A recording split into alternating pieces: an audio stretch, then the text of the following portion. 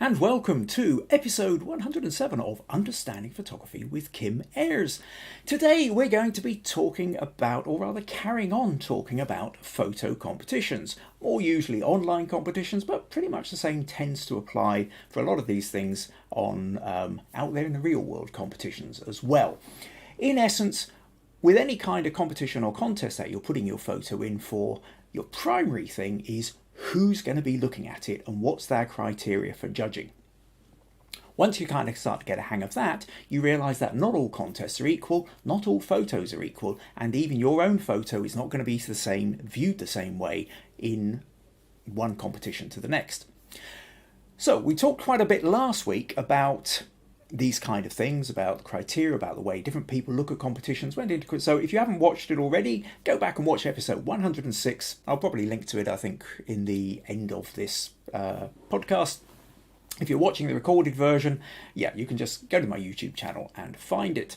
So that's what we're going to be chatting about. And today, what's happened is, for today, we've had 10 people send in their images, specifically with the idea of, I like these photos, I'm always puzzled as to why they don't do better in the photo competitions. So if last week was largely about theory and a few examples that I was sort of showing, today is very much a kind of almost a hands-on kind of, okay, let's take some of these photos and really see what they're up to. So that's what we're going to be chatting about today. So here we are, live on YouTube. If you're watching live, leave me a comment, say hi, tell me what's going on in your part of the world. It's always great to get the real lifetime feedback. Like I say, if you're watching the recorded version, usually within one day of this being going out live, YouTube has rendered the video and you can then read the comments that are happening live alongside if you wish. So I can see we've got a few people in here already. Let's see. Diane is saying, won't be able to catch up with this as I've got family coming shortly. Right. What a great start. Hey, I'm here, but I'm not here. Okay, well, hope you have a good time with your family, Diane. Pat says, greyish and dampish in this part of Somerset, but we've had a lovely week. And similarly here, I think, Pat, or maybe it's been the same across Britain then. Had a pretty much sunny week, but last night the rain started. Meg says hello everyone. April says hello everyone from a beautiful sunny spring day in Long Island, New York. Jackie says hello from a sunny South Africa. Robert says howdy all from a sunny Texas. Roy says greetings all after brilliant sunshine yesterday. It's a grey today in West Yorkshire. Becca says hi all. May Britt says hello from a cloudy Denmark. Maggie says hello everyone. Binod Singh says hi everyone. Now you'll have to, is it Binod or Binod? I'll go with Binod for the moment unless you can tell me otherwise. Karen says hi, better late than everyone than never. Well, you're not that late, you're here just as everybody else has turned up. Hope everyone's well. Rosemary says good morning from a foggy Washington. Hoping for some sunshine later. Binod has said hi and good evening from India. Of course, India is 4.5 hours ahead of here, so while it's 3 o'clock here in the UK, it'll be about 7:30 in India, and of course it'll be, about 7 o'clock in the morning for you, Rosemary, in Washington State, I think. Stacy says, good morning all, cannot stay for long, but still nice and sunny and a little cool. Okay, well, with that in mind, maybe I'll do yours slightly earlier on than Stacy than I was intending, but we'll see how it goes. If you miss it, then by all means just catch up on the on catch up. This is all recorded as we go. Right, okay, so like I say, what we're talking about then is the notion of photo competitions, and what we all find with photo competitions is we can have particular photos that sometimes they do well in one competition, we expect them to do well in another, and they just bomb. I've had photos which in one contest has even won the contest, and in another contest has appeared somewhere in the bottom 10%. So that's always a kind of, it kind of gets a bit difficult. How are we supposed to judge our own images? We do a photo, we shove it up on Facebook. Lots of people say, hey, love this, aren't you brilliant? But who's judging this? The people who are judging it tend to be our friends who are being kind and nice to us, which is lovely. That's what friends are for, but it's not really helping us develop our photography. When we go to online competitions, now there are different kinds. If you are in a crowd voting situation, like a lot of the ones on, say, Guru Shots or Photo Crowd or Viewbug, then most people who are judging your photos are people who've started to get a little bit of interest in photography. Most of them will be using their phone. They don't really have a huge amount of deeper understanding, but they're just on the edges of it. But then you'll also have mixed into that the kind of slightly more enthusiastic amateurs who have been doing it for a while. Now, these people are looking for different kind of things than the people who are just starting out. Generally speaking, people who don't know a lot about photography, when they're looking at a photo, they're primarily looking at the content. So here's a photo of a kitten. I like kittens. I'll give it a like. Right? Then you get those who are starting to learn a bit about photography who go, here's a picture of a kitten, here's another picture of a kitten, but this one I quite like the composition, or I like the way the lighting has been done. Yeah, okay, so I'll maybe vote for this one instead. Then you get those who've really been sort of advancing for a while, and they're looking for different things again. And then you'll get the people who are the super experts, whether they're professional photographers or they work in the photography industry, or just they've been an amateur photographer for decades. And they have seen so many damn kittens that they will never vote for a kitten no matter how beautifully and wonderfully it's been taken. They're just sick to death of seeing the same old cliche turned out again and again and again. So consequently, depending on who is looking at it, you've automatically got different biases and different ways of seeing these things. Then there's the case of whether you are seeing these photos individually, and so like that there's an expert looking at these one at a time and spending anything from a few seconds to a few minutes looking at this photo, or you are looking at an online thing where people are scrolling through these at high speed. In Guru Shots, for example, in order to be able to boost the amount of times your photo is seen and therefore get more votes, you have to vote on other photos. But you have to vote on, say, 75 photos or 70 photos or something, and there's a big screen, and so you're scrolling at high speed and people are clicking without really studying the photos to the same way. So subtlety gets missed. So this is all the kind of thing we were talking about much more in depth last week. So what I'm going to do now is we're going to move on to the fact that, like I say, a few people actually sent us in genuine their own photos. Last week I was sort of showing my examples of my images and talking in a slightly more general sense, but today we're going to talk about more specifically the photos that 10 people have sent them in. So we will start with, I was going to start with Alex, I think. Now, Alex sent us this photo, and his comment was, this one was from a good few years ago. I cannot remember who said what was said or even who was judging, but the subject was sunrise, sunset. Okay, so we can see in that term he's fulfilled the brief. But he goes on to say, I think it was the last time I ever entered a competition because I was so fed up of hearing the same old mantra being trotted out by judge after judge. Okay, so what's really interesting about this is Alex's response to this, which is he's created this photo. He clearly likes this photo, and what's happening is it's getting knocked back and he's hearing the same kind of things being said. Now, in one level, what you can say here is, yeah, but if you're hearing the same thing, then what you're hearing is what you need to do in order for somebody else to tick the like or to give you the credit. And there's a seriously important point here which needs to be kind of got across at the beginning. But I've said this many times before and will no doubt say this again, which is if you are only creating this photo for your own pleasure, then that's fine. You don't need anybody else's feedback. You don't need anybody else's opinion. If you can look at that photo and go, I took this photo because this is the one I wanted to take, and I look at it and I'm happy with it and I don't care whether anybody else likes it, then fine, no problem. That's really good. That's probably really psychologically healthy. However, most of us also kind of want a little bit of external validation as well. We can think it's fine, but it's really nice if somebody else says it's fine too. But then not everybody else's vote or comment that it's fine carries the same weight. Our mate's telling us it's fine, but they don't know anything about photography. Well, that's nice, but how much do you value it? Whereas somebody who is you respect as a serious photographer telling you that it's good feels much better. So with that in mind, so what we're trying to do when we put a photo in for a contest or a competition or something like that, or ask somebody else's opinion, then essentially the problem is we've got to put up with their opinion. Their opinion might not be ours.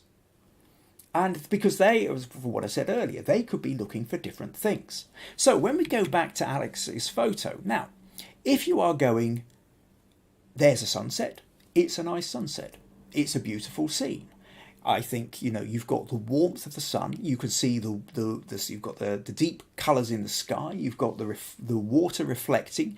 You can kind of feel the stillness of the air. You've got the reeds, in front of you, reflection in the water. There's even a bit of, possibly an island or a landmass across over in the distance. Looks like some kind of building there.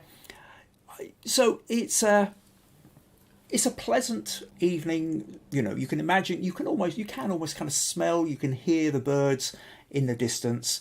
So in terms of that it's an evocative photo of a place, then that does it for you there. However, if you're talking about judges, now it depends which judges you're talking about, because if you are talking about camera club style judges, there are certain kind of compositional things that come into play here. And one of the things that camera clubs very often, and a lot of other photography areas is the notion of rule of thirds. Rule of thirds giving you this idea that, you see, when we look at this photo, the horizon line is going straight through the middle.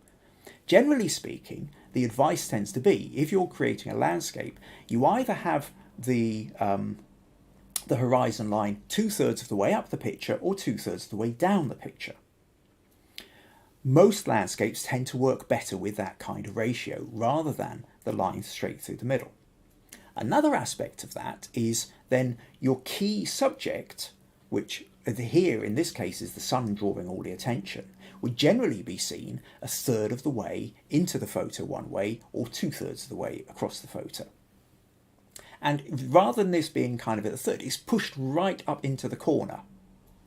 Now, you can then say, well, of course, there's always exceptions, and of course there always are. The question is this exception making the photo a better photo, or could the photo have been a better photo if the sun was dragged over a little bit more into into kind of that 1/3 of the way across, and if the landscape had been 1/3 or 2/3, the horizon had been 1/3 or 2/3 of the way up the picture. Now, the problem is with a photo like this is it's very difficult to give an exact thing without standing there next to you. But what I'm going to do is I'm just going to kind of very loosely, what we'll do, so this is for everybody else as well to watch. I'm going to copy this little section on the left, which is where the sun is, because part of the problem with this photo, or part of the thing with this photo, is because the sun is the brightest part in the sky, it drags our eye right over to the left. But actually what we also really want is we want attention drawn to all this part of the water, and there's a nice leading line that comes up here, but it doesn't really lead anywhere. But well, it's a bit of a mountain in the distance, except for the fact that it's so small because it's just far on the horizon. So it's a slight kind of conflict of where our eyes are getting pulled. So, okay, having just copied that section, now what I'm going to do, just deselect that, I'm going to go to crop, and I'm going to use the content aware, and I'm going to pull this, I'm just going to take it this side so we've not got the sun in the picture, and maybe extend it out a little bit this way. And if I hit enter there, now this is just loosely creating the content aware is creating an algorithm to fill in the gap. Now it's not going to be perfect, but all we're doing here is looking for a very rough kind of idea. Now I'm going to paste this sun back on. Now obviously that doesn't quite look right completely, and what I can do is if I change the blend mode to something like lighten screen, yeah, I think lighten. That allows part of it just means the lighter parts are going to show up over the top of the darker part. I will just quickly mask this. I'm going to paint this in black. I will, at 100%, I'll just take out some of the edges like that, just so that's not there. And then I'll go to something like a kind of 30% and just kind of feather in that a little bit more. Now, it's not absolutely, there's no way that's not a perfect thing, but what it has done is it's kind of given us a sun we can now move about, you see. And If you were to then do that rule of thirds, third in, third out, then actually you would have the sun about there rather than right over on the edge, which is kind of how it currently is. Does it work better if the sun is kind of there? So there's that aspect. But then there's also the notion of the horizon line. Now, the horizon line, one of the options is that you have it as a rule of thirds, so that actually, and then maybe if it's that, you wouldn't have it quite so far. You would maybe tuck that in so that it would look something like this. Now, in this case, what happens is we end up with a whole load of sky, which isn't really giving us anything, and we've lost some of the reeds in the foreground. So I would be less tempted to do that. And if I was going to do it anyway, I would drag this down and then have that horizon line on the top third. Because in the end, when we look at this, there's a lot of sky, but that sky isn't really delivering anything. What we're really interested in is the sun and maybe a bit of the horizon line, but we also like this kind of foreground too. So let's pull that in a little bit and look at that. Now, and then maybe I will just, that's maybe across a bit too far, I'll just drag that sun kind of to there. So now this is what we're looking at. And the question is this a sort of slightly better laid out photo than the other one? And you can certainly have your opinion on that. So if I go history, let's just go back for a moment and say we've got that is the original, or we've got this as the kind of slightly new version of it. And if you're talking about certainly Canva Club style competitions, this one would get favoured much more because you've kind of met certain compositional criteria which are expected. So it's a tricky thing. It's a case of, do you feel that this makes a better composition? If you do, then it means next time you're in that kind of situation, you look for this style of compositional, using these compositional techniques. Your lighting is already beautiful. You're already evoking that sense of the mood, the feel, the sense of being in this wonderful kind of bit of wetlands. But how is the composition playing for you or against you? So with that in mind, I would say certainly for competition purposes, you're looking at more of this kind of thing would get you further. If you don't like it that way, if you're happier with it the other way, then that's fine. But given that this podcast today is about competitions and why your pictures may or may not be doing quite so well, kind of really, that's where it comes in with this. It's not a judgment on your photo as in saying this is definitely a better photo. It's that this would, without doubt, probably do slightly better in the competitions than your original crop. So I hope that gives you some good some thoughts there, Alex. So, okay, let's take a quick look here. Meg says, beautiful photo, Alex. April says, what I find interesting is that a single photo of mine can get okays, good and amazing. It makes me feel good because it will be sellable. Remember that, everybody, if it will make you feel better. Yeah, well, if you can, if somebody wants to buy it, that's always a nice feeling too. Selling photography is that's an entirely different kind of business. And in fact, actually, yeah, I could go way off on a tangent on that, which I won't today. Rosemary says, good point, April. A single image can get poor marks in one and top 10% in another, even within the same contest topic. Must be moon cycles or something. No, it isn't moon cycles. This is the point, Rosemary. This is the point of yet last week's podcast, and this is that whilst, okay, there is always a slight element of random, there are things that some people are looking for and some things which are working against you. And that's why we're dealing with this. It's also why we have the critique section most weeks in these podcasts, you know, so that I can kind of give you the feedback. Because part of the problem is we are too close to our photos. And this will come out as we look at some of the future ones as well. So, okay. Now, you see, April, you're doing the same thing. You're saying different strokes for different folks. And, you know, yes, everybody's going to like something slightly different. But you've got to be careful about just going, oh, well, everybody likes something different. It's all a bit random. There is a random element to a degree, but there is also the fact that there are things you can do to improve your chances. You know, just like one of them is actually making sure that you've got a picture that really does fit the competition topic. You know, for example, you know, sometimes I know I've done competitions where I've squeezed something in. It's not really the perfect one for it, but it was all that I had that fitted that top on. And does it do well? No, it doesn't. So should I just say, oh, well, it's a bit random? No, the reality is I didn't, I wasn't putting my best work in for that competition. But there are these other photos as well, which I think are okay, but I've missed something. Because I'm so close to it, I've missed something that's quite crucial as the way that other people are looking at it. And once you can start to understand how other people look at it, then that's what's going to help you improve.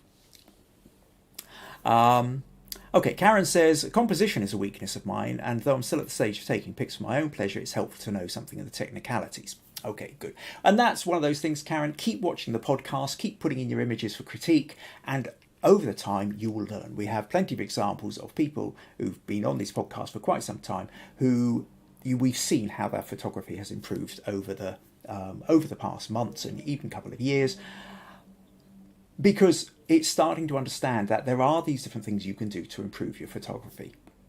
Okay, Jackie says, very often difficult to judge your own images. And it really is, because we tend to be emotionally attached to what's going on at the time that other people don't have those same emotional attachments to. And that will crop up as we go.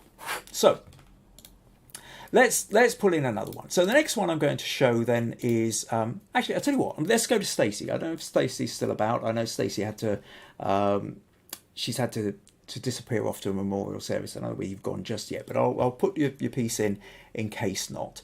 Now, Stacy, she's put in a couple of photos, but by and large, they kind of suffer from the same problem. So I will just kind of loosely talk about them. We have this one and we have this one. So they are statues taken in the middle of winter. And Stacy says, let me just find this. During the holidays, I ventured out near the city centre to a place called around the Philadelphia Art Museum called Kelly Drive. They call it Art Without Walls, dedicated to history and pieces of art from the past. I put this up on PhotoCrowd and both of these did not do so well. Rocky is Sylvester Stallone, so I did a contest that was based on S4. The first one for the contest, the other one was also to do with statues. So both of these pictures then, this one and this one, are statues, come under the thing S.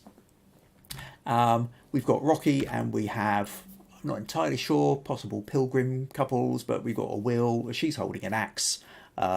He's looking very muscly. I don't know the story behind this one. But what we have with both these pictures is we have statues. Now, the thing is with statues is one of the difficulties we have with these statues is the lighting. Now, this has got a nice little bit of edge light, but if we look at the trees behind, the trees are really lit up behind. And so the trees are brighter and these statues are kind of falling into shadow. We're not making out the detail so much. Similarly, when we look at the Rocky Sylvester Stallone one, he's almost silhouetted. And so this in turn kind of creates a difficulty for really making out what it is we're seeing. And if we go back to the notion that online competitions, people are looking at these things very quickly. They are scrolling through many, many photos a minute. They are not taking the time. So first impressions count. They're not going to take the time to really look around and see if they can see more detail. If they don't see what they like, they just go straight past it. If they see something they like instantly, they click their like and then go straight past it. So that's the way people are looking at it.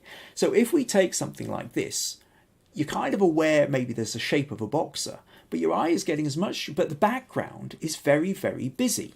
When we look at this, we've got all these trees, we've got the shadows of the trees, we've got all these bushes, we've got the dead leaves, and the statue itself, which is the very thing which is your subject, the thing you're taking the photo of, isn't really what's grabbing the attention. So there's a conflict between what you photographed and what's grabbing people's eyes. And so the background is actually drawing our attention away from this. If you were wanting to draw a little bit more attention to this, no, I didn't mean to open that in Photos, I meant to open that in Photoshop. Then at that point, let's just close that one from Alex. For a start, you would maybe want a little bit more room around it, a little bit off to the left, a little bit above, and again do the content aware. But I'll duplicate that layer and then put this into Camera Raw filter just to give us a sort of wee sense of what's going on. Now, because he's kind of lost in shadow, we will want to bring the, sorry, that's the highlights, bring the shadows up. To try and maybe bring the exposure up a little bit, take those highlights down. Maybe what we also want to do is add a little bit of a vignette. So that's drawing in the corners, darkening down the corners so that our attention is drawn a bit more here. Then maybe what we do is we boost the contrast a little bit, but we're trying to get a bit more detail, maybe the clarity, something like this. The problem is whatever we're doing to him is also happening to the background. So while he may be brighter and stronger, so is all the background. So we're still at this problem of even playing around with it from that to that. It's still not clear. It's too busy. And so really your major problem here, Stacy, is one of light and essentially a very busy background. So in essence, it's not about the, there aren't necessarily ways to rescue this photo. It's more about the problem that you would need to take the photo under different conditions. So similarly with this one, if I duplicate that and then apply the same filter, we can still, it helps a bit, drawing a little bit more attention, but it's still very busy and it's quite a textured thing here, but we've got all this stuff with the trees in the background. So that's really, so if you're talking about putting it for the competitions and then wondering why it's not getting there, the problem is competing elements within the same photo. That what you've actually photographed, which is the statues, aren't as clear as they should be because the background is taking too much away from it. So with that in mind, I hope that helps, Stacey. I hope that makes a little bit more sense. Right, okay, let's just, didn't mean to click that. I meant to click that, right, okay. So what we're going to do now then is move on to Rosemary. Now, let me just find Rosemary's photo. So Rosemary sent in this one and says, most of my photos that don't rank, I don't submit again. But this one I've tried entering in a variety of community contests because it seems like it stands a chance of placing something decently in the right competition, but it hasn't even ranked in the top 50% ever. So I hesitate to enter it again. I've tried it in Weathervanes, measuring devices, silhouettes, no good. It's a composite of a weather vane on our barn and a sky shot 3 minutes later facing a different direction. Okay, right, okay. Maybe I have processed it poorly, or maybe it just doesn't seem realistic enough. So basically, Rosemary's photographed this weather vane, and the sky itself wasn't such an interesting sky, but the same evening, from a different direction, the sky was giving these beautiful pinks in the clouds. So she superimposed the sky onto the background, and it feels like the kind of photo that ought to do well in some of these online competitions. It should work well in something like silhouettes, should work well in something like weather vanes. So why not? What's going on? And I think there's a couple of possibilities of things that are kind of working against you here. One is there's a little bit of that, what I talked before about, either you I think you need more space or you need to be closer in. And that's going to crop up again this afternoon. So if I open this, let's just close Stacy's ones there for the moment. And in a way, I think if it was just about the weather vane, if you went actually for slightly more kind of square crop, kind of came a little bit closer, something like that, or maybe even that. That's kind of getting you straight into the idea of the weather vane. And then with something like that, what you might do again is a little bit of vignette, just to kind of draw attention away from the corners and into the middle. So again, let's just drop that in a little bit, just taking the brightness away from the corners. So that kind of gives you one aspect. However, I think there's another thing which is playing against you here. And what that really is, Rosemary, is the fact that whilst it seems colourful, it's kind of not colourful enough. Now, if this was a print on our walls, I think it would be fine. But the thing is that most people in these online competitions, which you're putting this in for, are looking at these photos on a device. They're looking at it on their tablet or probably even their phone. And at this point, the photo is looking like that. And this is sometimes a good little trick just to see, kind of to give you a rough idea, is kind of look at your photo thumbnail size. Is it working at thumbnail size? Can you make out what it is? Is it grabbing your attention? Especially if that was sitting in with a whole bunch of other thumbnails of a similar size. And at that point it isn't. And I think part of the thing here really is, whilst it's a beautiful pink sky, essentially people have got so used to seeing pictures online of much more oversaturated skies that something like this is a bit too subtle. So quite simply, if I go to, say, brightness contrast, and I adjust the contrast like that, now you can see it's sort of richened the sky up. Okay. Another version, maybe if instead of contrast, if I go to curves and I grab the curve and I pull that down, I'll take that, move that up there, bring this curve down here, and now you end up with a really rich kind of sky. Now, you can obviously do that and it's completely overcooked. The problem is then a case of just sort of moving sliders backwards and forwards slightly until you find something which you think, maybe I've got it there. Now, that's going to vary from person to person. Everybody's going to have a slightly different thing here. Now, for some people, this in itself might start looking a little bit too overcooked. But for others, now what we do, if we do that kind of shrink it down to that size, you can see just how much more it grabs your attention. So in terms of online competitions, actually having a deeper, richer colour with a little bit more contrast is going to work in your favour. Now, the other thing that I said there was that idea of kind of cropping in, where what we did was we did, a kind of a square crop like that, which again, in terms of with the richer colour kind of works. Or you kind of go in the opposite direction and you make much more of the sky and you just allow that weathervane to just kind of be in the bottom corner. Now again, we'll do content aware and see what that does for it. I forgot you sent me the original of this, so this is a much bigger file. Always takes slightly longer to process. Now, I don't really like the way this has done it, but just to give that sense of what am I going to actually? I will just don't like those little blue patches like that, so I'll just kind of there.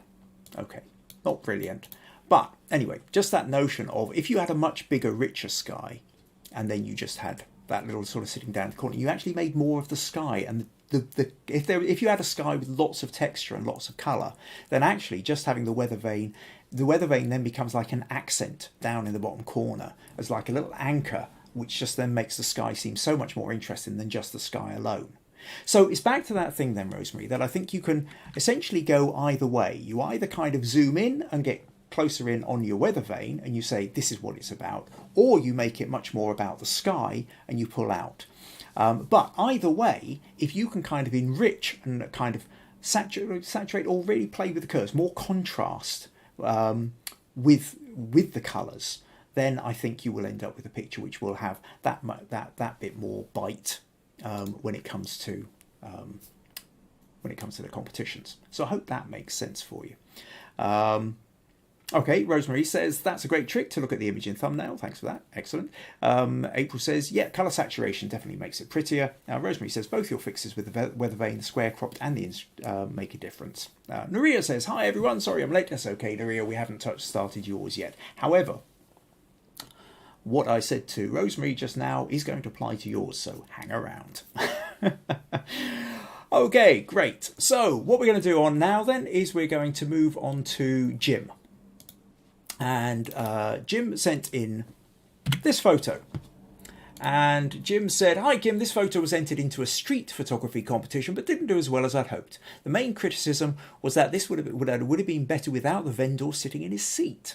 I thought he added to the story. What do you think? How could it have been improved? It was titled Got a Lot of Stuff.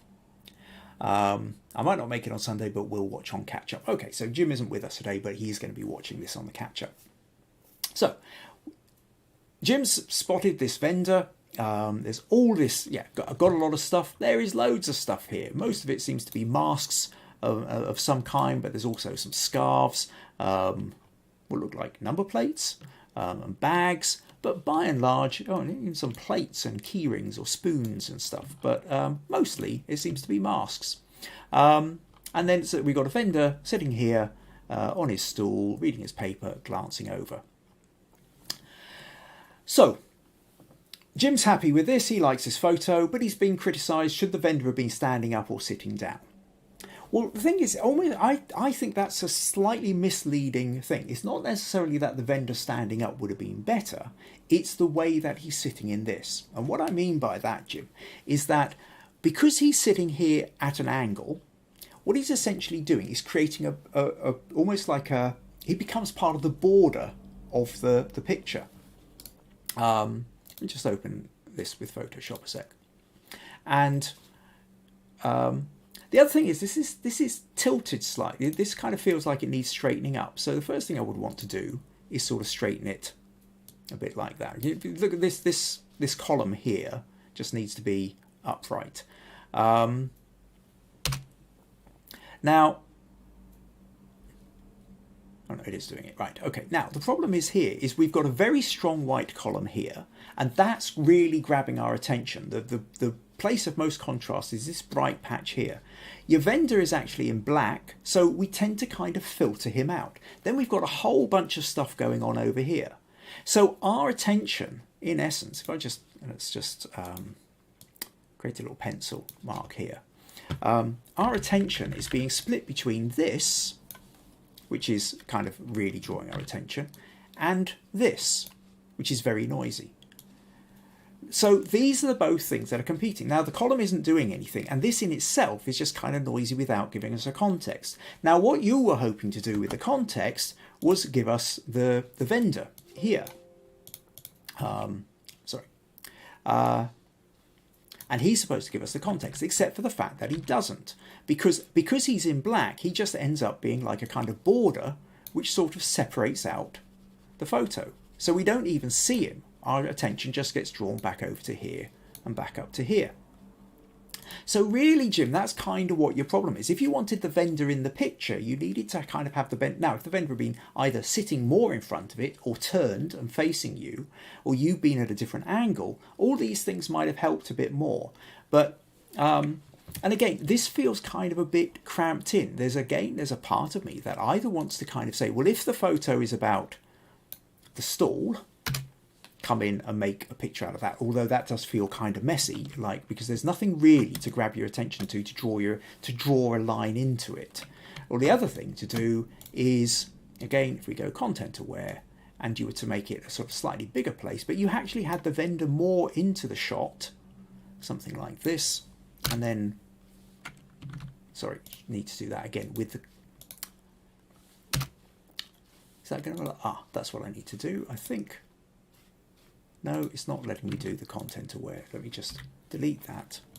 Now I can do the content aware. Let's try that again and make this a little bit bigger, but bring him a bit more into the picture, something like that. And like I say, a little bit depends on what else happened to be around. Oh, no, that's really made quite a mess. Looks like he's on fire with a whole load of smoke coming out of it. Okay, content aware doesn't work every time. But even on something like this, you've got more of him connected to the centre of the stall itself. So I hope that kind of gives you some thoughts there. I think your main problem here is that there isn't a place for the eye to immediately go to on its own, and you don't have a line drawing you to where you want. And if you're talking about you're hoping to get the juxtaposition between the vendor and the stall, you don't really have it because the vendor's in black and is kind of creating a barrier on one side of the stall. Also, you then have that big white column drawing all your attention to it. So that's kind of why it's not working. It's not to do with the vendor standing up as such, it's to do with how all the elements kind of come together. So, hope that gives you a few ideas, Jim. Okay, Nurije says, "Oh, anyone else having trouble with the connection? Oh, all sorted." Okay. By the way, if you do have a problem, first thing to do always just refresh the page. Quite often that seems to help working. But as far as I'm aware, my own connection, it's saying excellent connection, and I'm not doing anything much. April says, can you just move the man, the sitting man? Well, if you cut him out in Photoshop and move him, you've got to have really good Photoshop skills, because it's a very detailed background and it'd be very difficult to get it looking convincingly. Otherwise, you actually have to construct, you actually have to instruct, rather, the person to move into the space where you want them. Now, some people are quite happy doing that, but if you're the kind of street photographer who prefers to stand at a distance, so you don't have to interact with people, then you've got to make sure you get the composition right without necessarily talking to people. That's not always easy for everyone. Okay, let's move on then. So next one I'm going to talk about then is Nurije. And so Nurije sent us this rather pretty little robin, and she says, this one never seems to do well. No idea, but I really like it. And what's there not to like about robins? This is true. Robins are beautiful birds. Okay, so under normal circumstances, we've seen loads of photos where we see a little garden bird, whether it's a robin or blue tit or something similar, and it's nicely, you've got it, the background is blurred out, so the background is not interfering, unlike, say, the problem that Stacy had with her statues, where the background was really interfering with it. It's not, it's blurred out. So the robin, with its red breast, is standing out against the green background. So on the surface of it, it seems to tick all the boxes. Wherein lies the problem? So with this one, I think there's a slight difference with the notion of wildlife photography. When you're talking about bird photography, and it's pity Rosie isn't here, because Rosie knows this stuff probably better than I do. But the thing is with wildlife photography is quite often when you've got birds, the ones that are doing best in the competitions, they're quite often in flight, or they're in the middle of doing something. They might be pecking a seed, or they might have a worm in its mouth. It might be flying with something else. It might even be turning and arguing with another bird, or it's interacting with its surroundings in some way. Now, with this bird, what's quite nice is the fact that it's looking straight down the lens. But I think there's another bit here whereby, in a way, the background is almost too even. Is that green? If there were like little echoes of like little flowers around it, that might make a little bit of extra texture. You don't want a lot, you just want kind of hints of. This is very centre aligned, and so again, I kind of end up feeling that with something like this would work better either as a closer in or a further away. So let me talk again. One of the things you quite often find, the bird photos that do well in competitions, some of them tend to be, like I say, either they are doing something, like they are in flight, they are at a bird feeder, they are swooping, they are feeding a young, they are doing something, or you tend to find they get very detailed and they get in very close. And actually, so supposing we had something like some kind of square crop, something like that, then at this point it's now all about the robin and not about the surrounds. And again, if I was just to kind of add a little bit of a vignette to that, see, it just helps draw a little bit more attention. But then at this point, you've got to be close enough to be able to get the texture out of the leaves as well. Out of the feathers, not leaves. Now, in terms of here, I can boost the texture a little bit, maybe a little bit of clarity, something like that, and that kind of, adds a little bit more. But ideally, you want to be doing that in camera so that you've actually got the texture itself, so that it will stand being blown up a little bit bigger if need be. Now, the other option with this, to go back to here, is what I was talking about, I think just before you came in, which is the notion of being further out. And so this is going back to the same kind of idea of the Weathervane that I was talking about with Rosemary a little bit earlier, which is a little bit further in, a little bit, or now if you've got something like this, and we'll make sure we're on content aware this time, and hopefully then that will fill in the background. Now, obviously we don't need a bunch of tails kind of sticking in there, a little bit of breast there. And I was kind of hoping that would actually extend that little bit of wood out, something like that. Not perfectly, we don't need a tail, but now you can see if you've got something like this, at this point then, the robin itself becomes almost more noticeable because it's in a context where you're looking at the background. Because the background is relatively plain, your eye goes straight to the robin. And at this point, it feels like you've got the robin. Do you see what I mean? There's a different kind of feel to it. There's a different mood, and I think it's the same. It's exactly the same thing that we did with Rosemary's Weathervane. It's then, although with hers, it was making much more of the sky as a feature. Here, the background isn't so much a feature, but it's a way of making that robin really pop out against it. The problem you might have at this is to go back to that thumbnail kind of look, which is at this kind of size. It's not necessarily obvious, but by the time you get to about here, you're fairly certain that you know what you're looking at. So it's a slightly higher risk strategy than maybe going in closer, but I think either of those are ways that you could in fact increase the chances of moving up the ranks in particular competitions. So Nurije, I hope that helps. Hope that gives you some ideas and thoughts about that. Right, where are we? Okay, so yeah, Rosemary's saying, yes, the robin is very cute. I do think the shadow is probably your nemesis. There is a little bit of problem with the fact that the shadow is kind of taking up part of the face, but at the same time, it's still adding a little bit more texture. It's quite nice having a sideline. And yeah, as Rosemary goes on to say, so hard to get those birds to stay still when we have to recompose for an image for light. This is true. I mean, the minute you move, the bird's gone.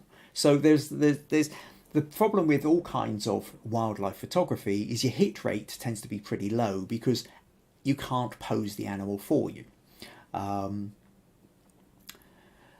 So actually, that's probably a good point to come on to. What I'll do here is I will just drop into the notion of the question of the week, because we have a Facebook group, Understanding Photography with Kim Ayres, and if you haven't joined it already, just type that into Facebook and you will find it. And if you belong to the Facebook group, once a week usually, I do a question of the week, just a bit of fun interaction. And what I decided to do was say, what's your favourite kind of animal to photograph?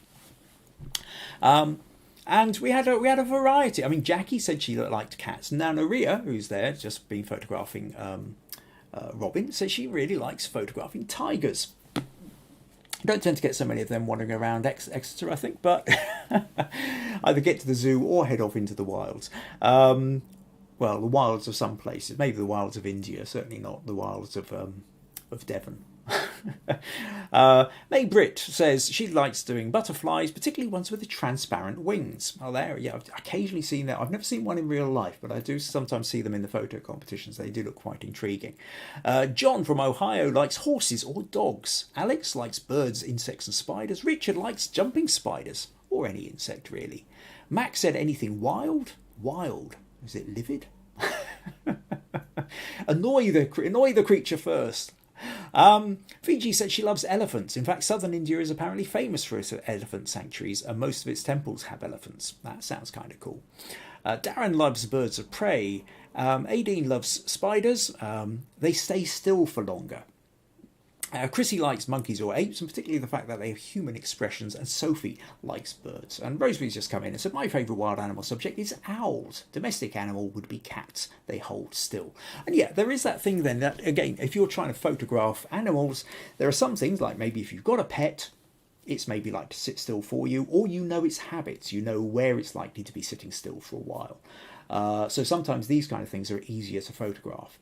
And as somebody said earlier, that insects can move very quickly, whereas spiders can quite often stay in the same place. As long as they don't think you're a threat, they can stay still for quite a long time. So you might get better photos if you've got a good macro lens with spiders. That's unless they freak you out, obviously. So that's us about halfway through the images. I will have to speed up a little bit, but some of the ideas here I think are applicable to all of them. Just a little reminder here that if you are enjoying these podcasts, if you find them useful, if you find that they're a real help, or you just find them entertaining, when you would like to support these podcasts for some level, then buymeacoffee.com/Kim Ayres is one of the ways you can do it. Right, okay. Oh, April says, I would love to photograph elephants, but then none in New York except at the Bronx Zoo. Everyone loves elephants and they win a lot of contests. Meg says, I like butterflies because I really love the colours of the wings. Absolutely, butterflies are really beautiful, but they don't stay still for long and particularly difficult to try and photograph. Okay, so let's move on then. So the next one I'm going to talk about is Richard. Now, Richard sent in this one, and Richard said, so this is one of mine that never does well, but I like it. I won't pretend it's the best competition, and it was taken with a Canon kit lens. But maybe I just love the subject. A genuinely turquoise lake in the Peruvian Andes. Did I warm the colours too much? Would a better colour adjustment make it pop? Is losing the mountain on the right the issue? So what's happened here is Richard's got this picture. He's in the Peruvian Andes. And you've got this lake which is just, it's turquoise in colour. It's not that kind of usual blue or grey reflecting the clouds. It's just, it almost feels matte, you know, rather than gloss. It's not shiny, it just sort of does grab the attention. It sort of feels slightly weird. And then you've got these incredible mountains and the clouds kind of falling through the mountains. So again, at first glance, you would think maybe this is the kind of thing that would do well in competitions. Why isn't it? And in his questioning, Richard is then wondering, so he's done a little bit of editing and he's maybe warmed everything up a little bit to sort of bring out the kind of orange, the sort of slightly warmer orangey colours in there. And he's thinking, well, is that part of the problem? But then he's also cropped off a little bit of this mountain to the right. And he's wondering whether maybe that's what the problem is. But actually, to be honest, Richard, I think the major problem that you have with this is essentially, it's one that we've started to talk about a bit earlier, but it's the idea of more than one thing is competing for the attention. And when you're doing photography, when you're putting into these online competitions, people are making very, very quick instant judgments. And the ones that work best is where there's a single subject where everything about it is drawing your attention to that subject. So if you have a bird, you have a branch pointing to the bird. You have a shallow depth of focus so nothing else is getting in the background. You have leading lines. You use light, you use composition, you use lines, use whatever tricks you've got in order so that your single point of focus is the one that all the attention is being drawn to. But when we look at this photo, there are two things that are grabbing our attention. One is the lake. The other is this mountain covered in snow on the right. It is bright. It is the brightest part of the photo. Plus it's got the texture. So our eye is just as much likely to get drawn over here as it is to the lake. So we have two things pulling our eyes in opposite directions. As such, it's not going to grab the attention in the same way. Also, this lake is sort of sitting in it's almost a strange part of the composition. It's not in that kind of rule of thirds. You might want it a little bit higher up in the picture. Again, if I just open this in Photoshop a little bit. Now, I've not actually tried this, so let's go content aware and let's pull that down a little bit. So if we had that kind of in a point of thirds, so we've got a little bit more space around it. Let's just see what that does now. That's actually created a little bit more extra lake that we don't want. So I'll just see if I can fill that in a little bit. Something like that. Now again, I immediately think that kind of moves it a little bit more into the center. It helps give us a little bit more attention to it. But we still have the competition of this mountain. Now it might be that you want to kind of crop in a little bit, something like that. Now if you've got a photo like this, and maybe that's slightly too centered, we can do something like that. Now the lake is what it's all about.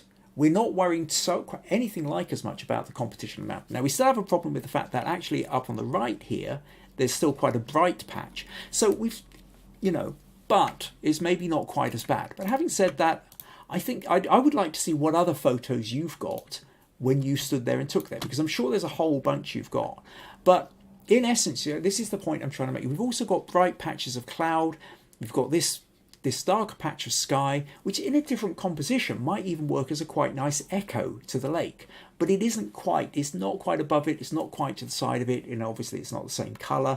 So we've got part of the attention is being drawn. Let's swap that around.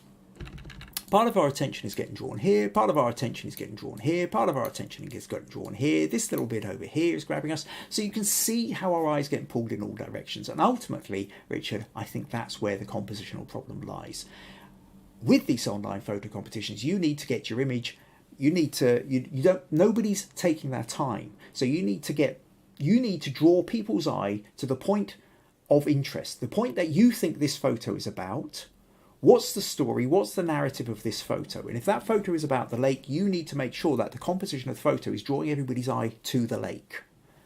And if it's getting distracted by the mountain, if it's getting distracted by a patch in the sky or a bright patch of gravel or something like that, then it's worked against you. And that ultimately, I think, is where the problem lies. So I hope that helps, Richard. I hope that gives you some ideas and some thoughts and insights into where the problem lies with that photo. Okay.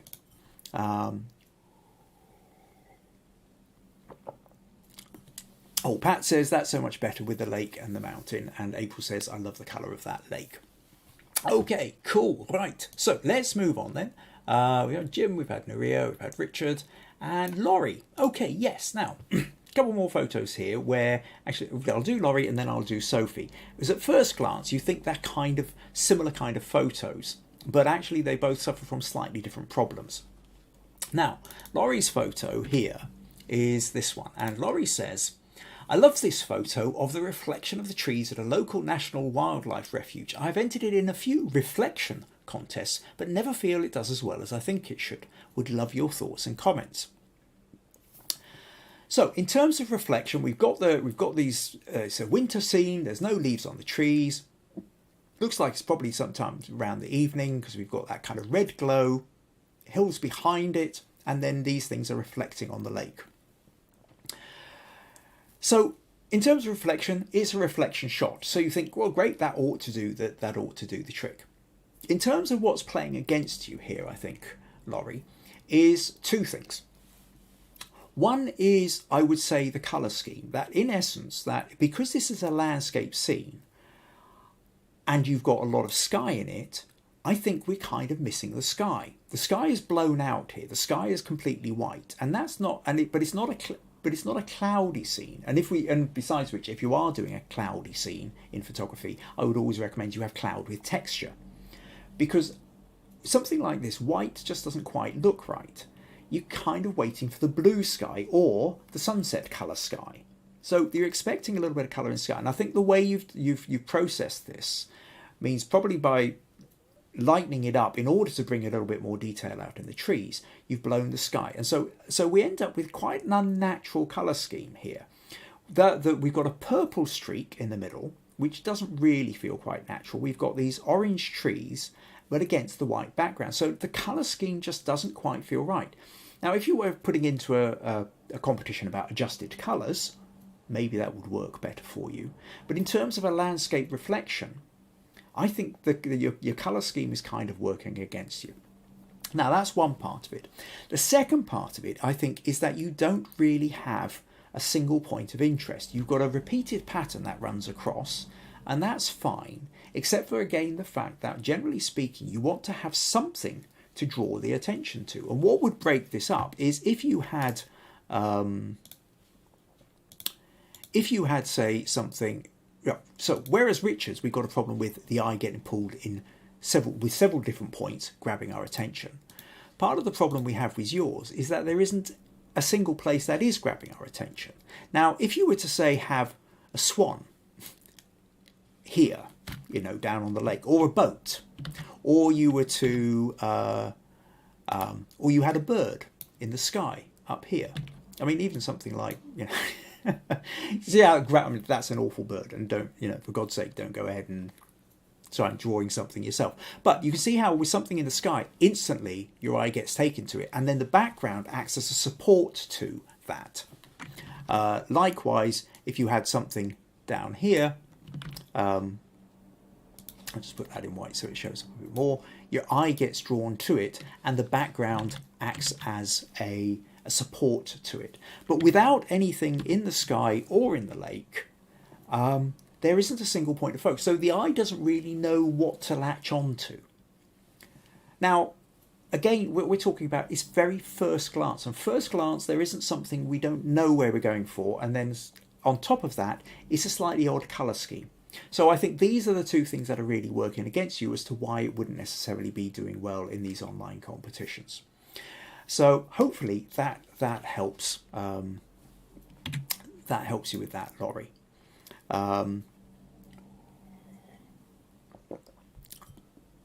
All right, well, that's Rosemary having to leg it. That's okay. I know she heads off on a Sunday morning. So now the next thing, the next one I want to show you is the one by Sophie, which in some ways kind of has the same feel. You've got a horizon, you've got a sky above, you've got reflections, you've got a thing below. But the difference here, apart from the colour scheme, well, the colour scheme being an important bit in the fact that there's yellow in the sky, which is reflected in the on the sea or the water, and so that does feel slightly more natural. Although those blues, if there is a sort of slight thing with the colour I'm not 100% about, but it's kind of okay. I think it's a better colour scheme than the one that Laurie was fighting with. But Sophie wasn't actually giving a lot away here. Sophie just says, "I love peaceful, serene views. As an example, this misty evening on the lake. What's wrong with it?" Which feels like a bit of a challenge. Here's my photo. What's wrong with it? But I think that where I was now here, what we do have is we have things on the lake. So we have these three boats, which on the one hand, I think then give us a bit more attention. However, I think really the slight problem that we have here is that the boats are quite far apart. And I've talked before about this notion that gaps in photos get exaggerated. So the gap between this boat on the boat on the far right is less noticeable because it's sort of, your attention goes to the boat in the sort of middle right, this one here. And then our attention is also drawn to this boat on the left. And what's actually kind of happening is because we've got the mast and the reflection of the mast, it's like it's creating a barrier. So let's just open that in Photoshop and I'll show you. So in this case, what's happening is this kind of acts as a barrier here and a barrier here. So it's almost like what we do is we kind of we mentally sort of do that with the, okay, let's tell you what, let me just undo that a sec and go back to it. Yeah, so what I mean is, so mentally, this kind of creates a barrier here and a barrier here. So when we do that, it feels like what there is there's a great big empty space. The empty space is drawing our, is what we're kind of feeling more than we're feeling the boats. So the options then are now in an ideal world maybe you had more than one boat, or you were able to kind of get your boat sort of somewhere in here. So now you've got more kind of boat going on. The other option with this is to go back to one of these things that we've talked about before, which is giving it more space so that the boats then become slightly more centered. So again, let's go content aware. And what I mean by this is, so let's imagine that rather than these boats being the edge of the photo, they were right in the middle of the photo. And let's just kind of do something like that with the content aware. I just want to see what that does. Now, we've ended up with a few more boats that I didn't really want, so we'll just take those ones out because that wasn't quite what I meant to do. But if you take a look at this now, because we've got more room around it, it means that these boats now stand out that little bit more.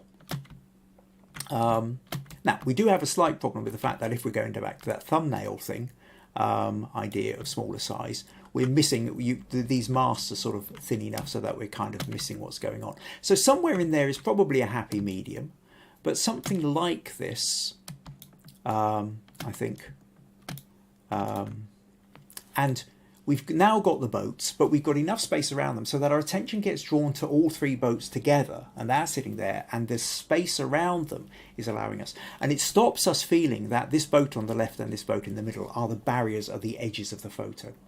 So I hope that helps. I hope that gives you a little bit more idea of why that one might be playing against you. So thanks very much for sending that one in, Sophie. Right, okay. Laurie says, thank you, Kim, for the feedback. Appreciate it. And April says the reflections are nice. Okay, so we've done Sophie. We did Stacy earlier. So now we're going to move on to Viji. Oh, and I have to say, first of all, happy birthday to Viji's dad, because it's his birthday today. And tomorrow, happy birthday to Viji. I've got scribbled down, I suddenly noticed on my calendar.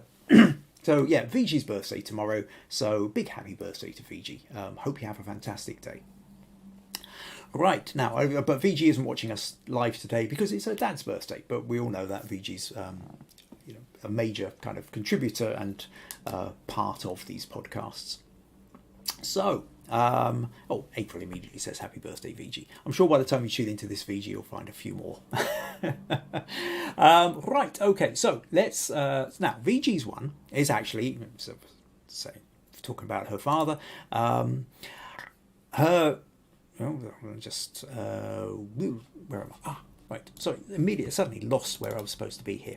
All right, so let's flick over to here. So this is a photo of her father. And Viji says, I've always felt that this is one of the best portraits I've ever captured, but it doesn't do well in online competitions. What I've also put here is a screen grab of the Guru Shots rating for this pic. So if you're on Guru Shots, what you can see here is that it's had 1,900 views and 2,100 likes. If you're into knowing how this works, it's okay. There are certainly worse, but it's not a brilliant view to vote ratio. Generally speaking, in Guru Shots, the ones that do best, you have more close to a kind of twice the number of votes to the number of views is what you would get. And that's because in Guru Shots, people can have more votes per view. It's long complicated. There's no point in going down that. Okay, less worrying about that. Let's go back to the picture of Viji's dad. Now, one of the things that you have to understand straight away, regardless of whether we like this photo or not, is that you, Viji, are always going to love this photo so much more. I can think it's a nice photo. I can think it's a lovely photo. I love the warmth and the smile on his face, and I can see the warmth and the smile in his face as he knows that is his daughter that's photographing him. That look isn't for me, that look is for you, Viji. And that is really warm, and that makes it a lovely warm photo. But what it also means is that you are never going to be able to be objective about this photo. Even if it wasn't a good photo, it's your dad. You look at this photo and you see your dad. It's very difficult to get past the content and into, is it a good photo as well? So, first of all, you have to understand that there is always going to be a bias with that. Nobody else looking at this, unless you've got a brother or sister, are going to be going, I look at that and I see my dad. That's one of the first things you're up against. Now, secondly to this, one of the things I talked about last week, spent a bit of time on with online photo competitions, is by and large, black and white photos don't tend to do as well as colour ones. Now, portraits can be an exception with that. Portraits in black and white will tend to do better than other forms of black and white photos. But mostly black and white in general don't tend to do as well as colour. Secondly, portrait doesn't do as well as landscape. Photos that stretch up the way never do as well as the ones that go sideways. And again, I spent quite a bit of time talking about that last week, and it's worth going back and referring to last week's episode 106, where I talk about that more specifically. And then within this, I can see that you've already edited a little bit, but what I would also say is just to sort of tidy up the edit a little bit. There's a bit of space above his head we don't need. I would pull that down a bit, and maybe we don't need quite as much shirt, something like that. Is maybe a slightly better crop. But what you could also do, again, the vignette. Never underestimate a vignette. And if I go to filter camera raw filter, and I will just add in a little vignette, because what we're trying to do is move. We don't need the attention drawn to his shirt. His shirt is white, so that's kind of competing for our attention a bit, and also there's a kind of bright patch on the wall behind. So we do that, and now even just that and that, you can see it draws our attention to his face a bit more. And from that to that, we're now kind of into the portrait, which is really what this is about. So on a basic editing thing, I would say that. But secondly, I would say, you know, you're up against it because you've got this in portrait format is never going to do as well as if you had a photo in landscape format, and then you've got it in black and white. So hopefully, Viji, that kind of gives you an idea. It might be a lovely photo of your dad, and certainly you're going to love that photo of your dad because he's just got a beautiful smile and a beautiful look on his face because he's looking at the daughter who he loves, who's photographing him. But that doesn't necessarily translate to anybody else. That emotional connection you have, that you would expect it to do better, isn't necessarily going to translate to anybody else. But also, primarily though, your problem here is, I think, that it's in portrait format. So hopefully that helps, gives you a little bit of insight there. And we've got lots of happy birthdays for Viji. So you've got to make sure, Viji, that you tune in on Monday, probably after about noon, or actually Indian time, probably about 2 or 3 o'clock in the afternoon, where you'll be able to read the comments here and see all the happy birthdays. Right, now, last one I'm going to talk about today is Angela's. Now, Angela sent in this one and said, here is one of mine that does not do well in the contest. It was for spring flowers. I really like the photo and the composition. So, essentially, wherein lies the problem? Now, this one is one where I think, first of all, yeah, spring flowers, buttercups. Who doesn't love a buttercup? Bright yellow buttercups against a green background, and quite often these kind of pictures will work because we've got a fairly narrow depth of field.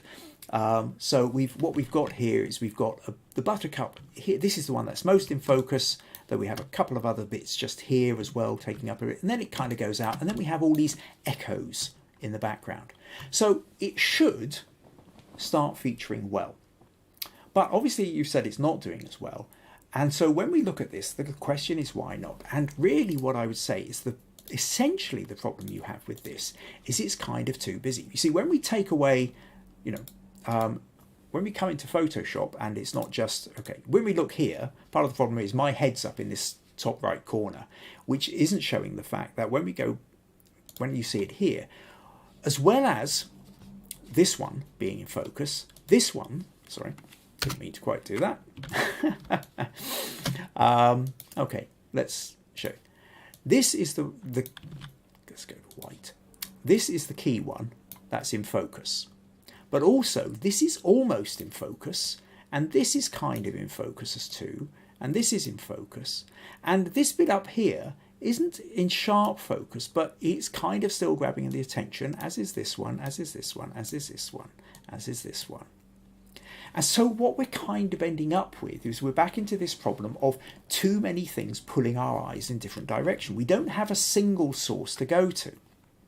Now, if you're going to do one of these photo flowers with a kind of a unfocused background, these ones work best where you have one that sits on its own in focus. You've got to use all your tricks of the book to draw attention to the one place. One of these themes, and one of the reasons I left to this the end, is because the theme that has cropped up again and again throughout today's podcast is about having your single point of focus, and that with the competition, especially the online competitions, where is the eye getting drawn to? Where do you want the viewer's eye drawn to? That's the better way, actually, that's the better way of phrasing the question. Look at your photo and go, when I look at this photo, where do I want my viewer to look at? Where do I want them to look at first? What's the most important part of this photo? Ask yourself that question, ask it out loud, scribble it on a piece of paper, have it stuck on the wall as something to refer to. And then every photographic technique or composition or editing technique you're using after that is to try and answer and support that question, or the answer to that question. So if your key one is this one in the foreground here, then these ones up here are creating a distraction. So if I just edit that in a little bit like that, now that's maybe a bit too wide, we pull that in, and I do this photo, immediately we've not got as many distractions. However, some of these yellows are still really kind of distracting us a lot. So maybe what I might do, what I'm going to do here is I'm going to, let's just take this part here because this is the bit we want, and I'm going to copy and paste it. And then with the background, let's say what I did was I was to blur the background a little bit more. So let's just go to Filter, Blur, Gaussian or Gaussian blur, and we're going to kind of just nudge the blur up a little bit more. Now, at this point, it's maybe gone a little bit too far, but I'm just trying to get across. So here, I will mask this, turn that back to a brush tool, and have that about 70% or something like that, and just kind of start taking out the edges like that, so that's not interfering quite as much. So just to kind of give you a rough sense here, that you can see that if we have a more blurred background and we just have the single thing that is in focus, you can see how much more our eye just gets drawn to this single piece, right? Maybe that one down there is just kind of a little bit too bright as well. Alternatively, what might also happen is supposing we darken down the background as well. So if I get the curves, and again, it's sitting just so it will affect the background, and let's say I grab that and I pull that down a little bit and pull that down a little bit, something like that. And I'm pulling down the top part a bit so that those yellows aren't grabbing me quite so much. Now this, I'm noticing that bit, so I'll just take out that little corner bit which is showing up. And again, now you can see just how much difference that is making. The difference between that background and that background, or rather that background and that background. Now do you see just how much this stands out? Now, if we go back and compare that to your original photo here, this, you can now see that this little buttercup here feels completely lost because there's so many other bits that are competing for our attention. So this is the really important point, not just Angela, but to everybody who's been putting in almost every photo, or most photos, is what's the most important part? And if the most important part is this single buttercup, then every editing decision we've made after that is to help us draw the viewer's eye to that part. What do we want the viewer to see, and how do we help them see that as the priority? And whether it's Alex's landscape with the sun setting, how do we get, is it the sun we want to draw their attention to, or is it the water we want to, where are we wanting to draw the attention to? The weather vane, how do we draw attention to the right bit? The robin, the stall holder. Each of the pictures we've looked at, with all of them, you have to think, what's the key element? What's the key story? What's the key narrative? What's the key thing we want the viewer to look at first? And then every other decision, if we can start making those decisions when we're standing there, that's great. Because whenever we go to take a photo, there's a reason we pulled the camera up. Something about this scene got our eye, we got a camera we wanted to capture. And if we can say out loud to ourselves, or at least in our heads, what is it? What's the single most important thing in this photo? Then that helps every other decision.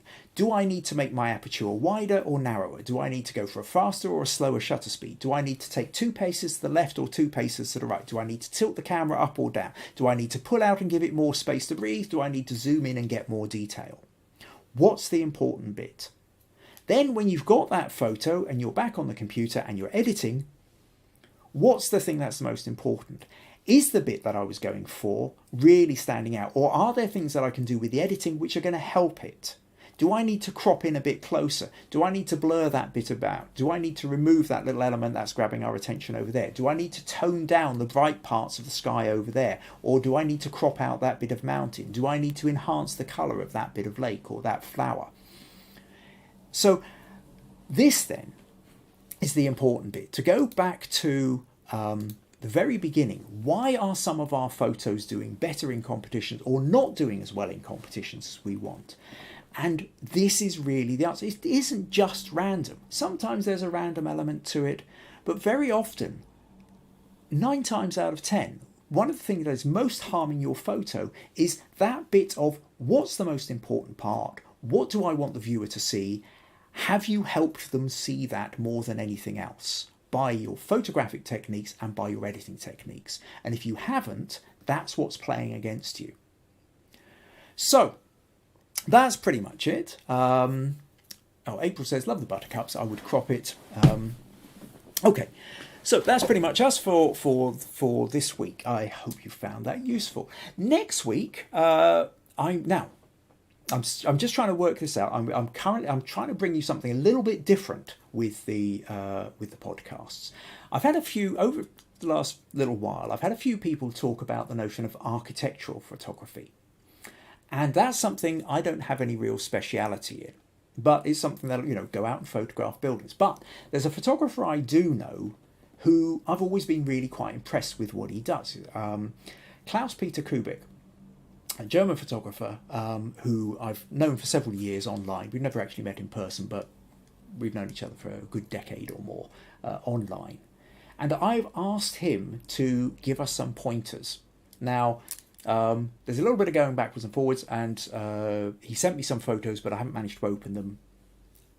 If we can get that sorted out, my plan is for next week to talk to you about architectural photography. But what I'm going to do is I'm going to show you Peter's photos and some of the notes he's given me, and we're going to talk about that together. And in turn, after that, I'm going to set an architectural photography challenge. So for the following week, we can all go out and try out some of these things, finding buildings, whether it's our own house or it's a building down the street or it's a remote building in the middle of nowhere or it's in the middle of the city. So I think that's I'm quite excited about this idea of tapping into the expertise of photographers beyond myself. So I'm really hoping that will be one worth tuning in for. So that's us. Thank you very much to everybody who sent in the photos. I hope you found this interesting.